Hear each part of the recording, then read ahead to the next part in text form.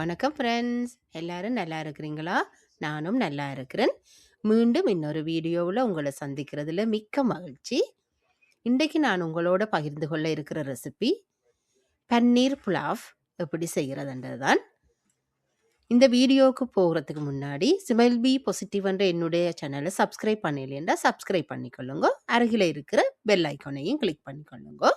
வாங்க வீடியோக்குள்ளே போகும். இதில் 1.5 கப் பாஸ்மதி ரைஸ் எடுத்து வடிவாக கழுவிட்டு 30 நிமிடம் இதில் ஊற வச்சிருக்கிறேன். இதில் 270 கிராம் பன்னீர் நான் பொரிக்கிறேன். உங்களுக்கு பார்த்தாலே தெரியும், நான் நிறைய எண்ணெய் விட்டு டீப் ஃப்ரை பண்ணல. இதை இப்படி நான் கொஞ்சமான எண்ணெய் விட்டு தான் பொரித்தெடுக்கிறேன். அந்த ஃப்ளேவரை கொஞ்சம் கூட்டி காட்டுறதுக்காக கொஞ்சம் உப்பு போட்டு விடுங்க. டார்க் ப்ரௌனாக இல்லாமல் எல்லா பக்கமும் இப்படி ஒரு கலர் வந்தால் எங்களுக்கு போதுமானது. அதால தான் சூட்டை குறைச்சி பொரிக்க சொன்னேன்.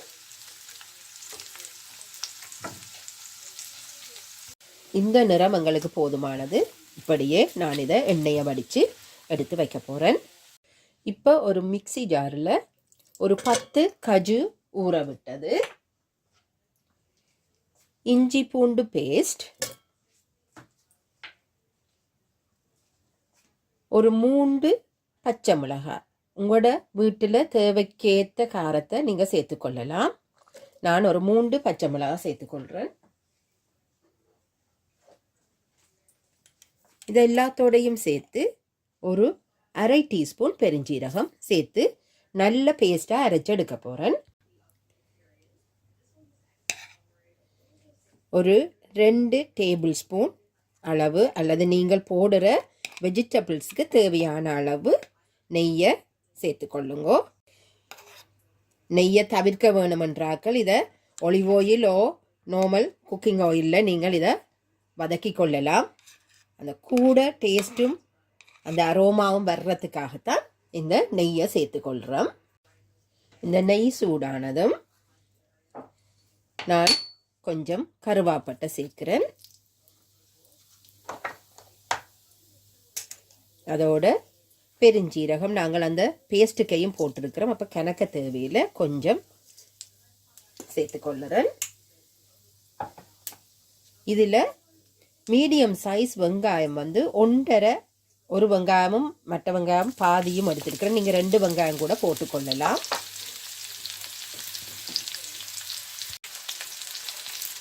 தேவையான அளவு கருவேப்பிலை சேர்த்துக்கொள்ளலாம்.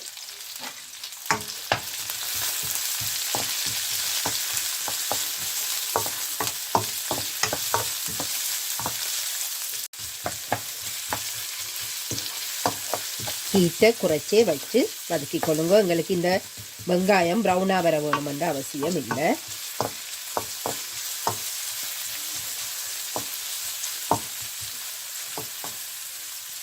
இந்த வெங்காயம் கண்ணாடி பதம் ஆன உடனே கொஞ்சமாக வெட்டி வச்சிருந்த பீன்ஸ், எந்த பீன்ஸும் நீங்கள் போட்டுக்கொள்ளலாம், மற்றது கேரட், இது ரெண்டையும் போட்டுக்கொள்கிறேன். ஏன்னு சொன்னால் இது ரெண்டும் தான் அவியறதுக்கு டைம் எடுக்கும். அப்போ அந்த கோவா போட முதல் கேபேஜை நீங்கள் ஆட் பண்ண முதல்ல இதை முதல் கொஞ்ச நேரம் வதக்கி கொள்ளுங்க.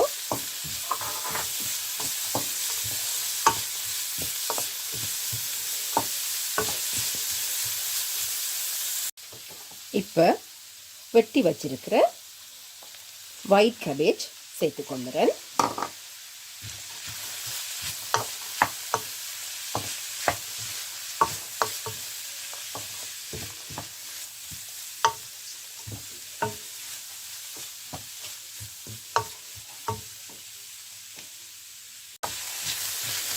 இதை தாளிக்கும் போதே ஊற வைத்த பாஸ்மதி ரைஸை நான் இப்போ ரைஸ் குக்கரில் அவிய போட்டிருக்கிறேன். அளவான உங்களுக்கு தேவையான பதம், குழைந்த பதம் எங்களுக்கு வராமல் விட்டால் நல்லது. ரைஸ் வந்து உதிர்ந்து வர மாதிரி வர வேணும். அதுக்குரிய பக்குவத்தில் நீங்கள் அவித்து எடுத்துக்கொள்ளுங்க.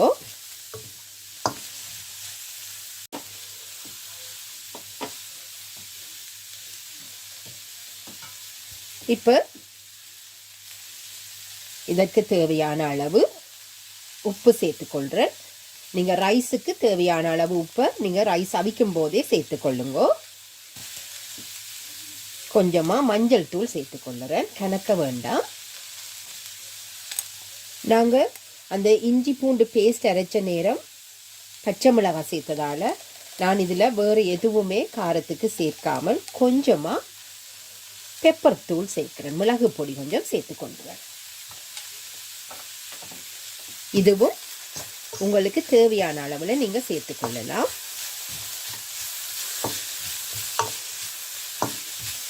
இந்த மஞ்சள் தூள் கணக்க சேர்க்கையில் என்னென்னு சொன்னால் இந்த பன்னீர் புலாவ் வந்து எனக்கு நல்ல லைட் கலராக இருக்கிறது தான் பிடிக்கும். பார்க்கவும் கண்ணுக்கு அது கொஞ்சம் நல்லா இருக்கும். குழந்தைகளும் விரும்பி சாப்பிடுவார்கள்.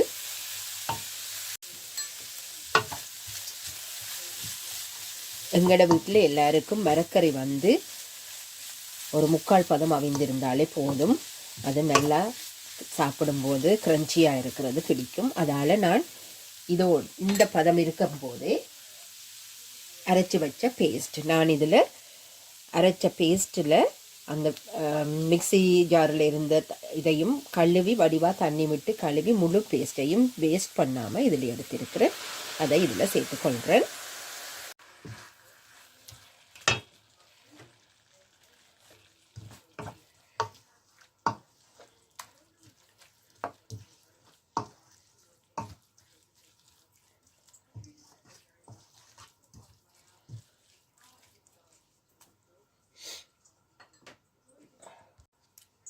இப்போ இதோட கொஞ்சம் ஒரு 1/2 கப் அளவு தண்ணி சேர்த்துக்கொள்ளலாம்.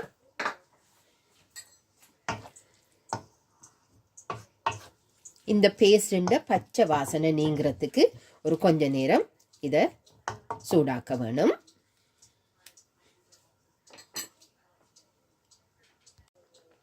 இப்போ இதோட பொரித்தெடுத்த பன்னீர் துண்டுகள் எல்லாத்தையும் சேர்த்துக்கொள்ளுறேன். ஏனென்று சொன்னால் இந்த வெஜிடபிள் மிக்ஸில் இருக்கிற அந்த அரோமா எல்லாமே பன்னீரோடு சேர்ந்து கொள்ள வேணும்.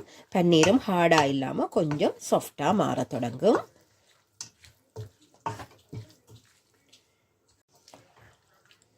பாருங்க, தண்ணி நிறையவா இல்லாமல் கொஞ்சம் தண்ணி தான் இருக்குது.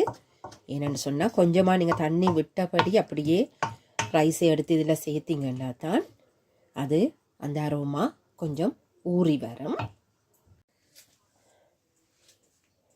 இப்போ ரைஸ் குக்கரில் இருந்து எடுத்த ரைஸை நான் இப்போ இதோட சேர்த்துக்கொள்கிறேன்.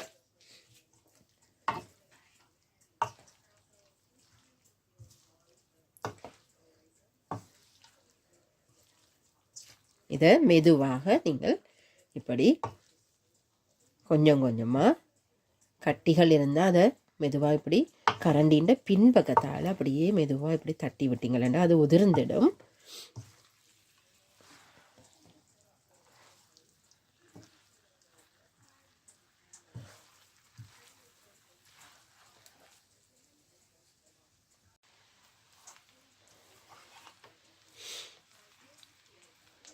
ரைஸை எல்லாம் போட்டு மிக்ஸ் பண்ணினா உடனே ஒருக்கா திரும்பவும் உப்பு காணுமான்னு ஒருக்கா பார்த்துக்கொள்ளுங்கோ.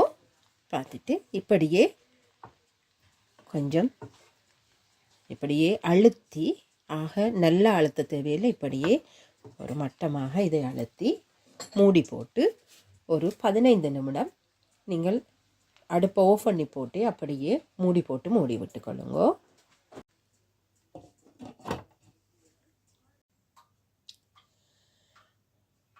பன்னீர் புலாவ் ரெடி ஆயிட்டுது. பாருங்கோ, சரியான ஒரு நல்ல கலரோட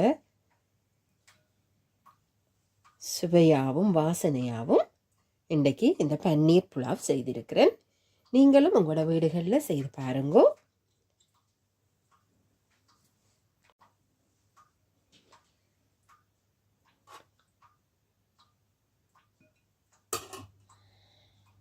இந்த ரெசிபி உங்களுக்கு பிடிச்சிருந்தா ஸ்மைல் பி பாசிட்டிவ் என்ற என்னுடைய சேனலை லைக் பண்ணுங்க, ஷேர் பண்ணுங்க, சப்ஸ்கிரைப் பண்ணுங்க. மீண்டும் இன்னொரு வீடியோவில் சந்திக்கிற வரைக்கும் தேங்க்யூ. பாய்.